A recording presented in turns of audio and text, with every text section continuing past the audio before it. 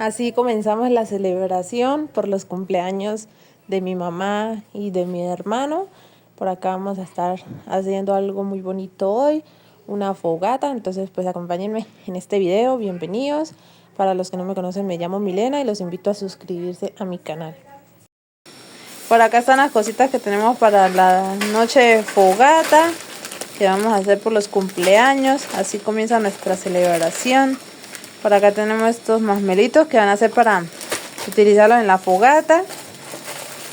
También galletas. También vamos a hacer unos sándwiches. Y acá está el jamón y el queso en matrimonio. Acá tenemos ya las cositas para nuestra noche de fogata en familia.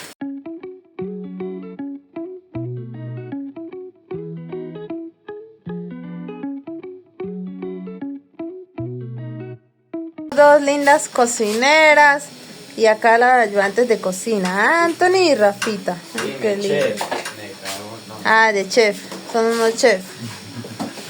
Acá estamos ya con la comida, vamos a cenar para irnos a nuestra noche de fogata. Yo soy el chef, pero no de comida. Vamos a cenar y nos vamos a compartir nuestra noche de fogata.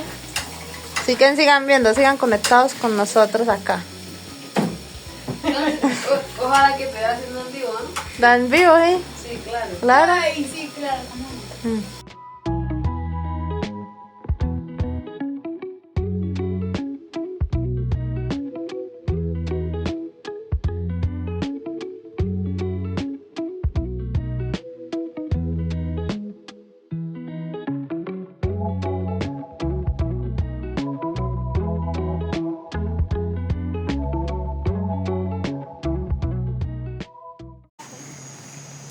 ¿Para qué tocará buscar vale?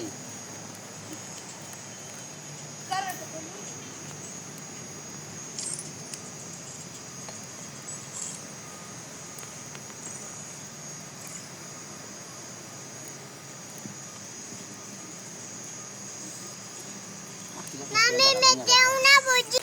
Ya estamos por acá en la fogata, vamos a destapar los masmelos para compartir. Miren tan bonita que se ve la fogata el día de hoy. Bueno, en esta noche, la noche de hoy, vamos a empezar a destapar los masmelitos. ¿Usted quiere un masmelo? ¡Sí!